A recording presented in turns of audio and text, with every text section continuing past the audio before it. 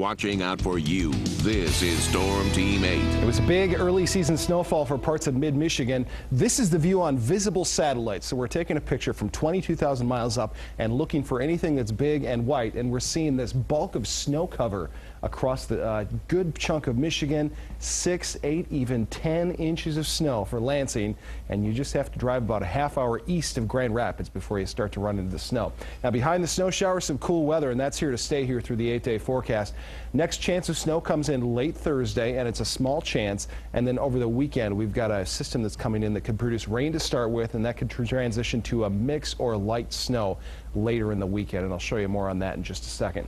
First, Storm Track live right now. After the snow yesterday, we're clear and dry. We've got a system off to our north and west. This is going to stay north of a line from about Minneapolis to Manistee, and so if you're along and south of US 10, we should be staying dry tonight. An increase in cloud cover because of that, but no precip. Right now, 34 Grand Rapids, 34 Kalamazoo, 34 also here in Fremont. And temperatures a little bit cooler right on the beachfront at our lighthouse weather stations overlooking Lake Michigan. Winds are shifting, but we're seeing winds between 5 and 10 miles an hour. So you take the temp and the wind and combine them, and we actually have a feels like wind chill temperature of 27 now in Grand Rapids. So it's chilly when you introduce a little bit of a breeze to a temperature that's sub-freezing. Snow forecast here starting Thursday night into Friday morning, so we're jumping ahead 24 hours, mind you. Very light, just a dusting at best for most locations. Perhaps, especially north of 96, enough to slicken up the roadways just a little bit here Friday morning, but again, this very light snowfall is still 24 hours out. Next 8 days, here's how things shake out. 40 for a high tomorrow. Still cool here, 38 here on Friday after the morning flurries end.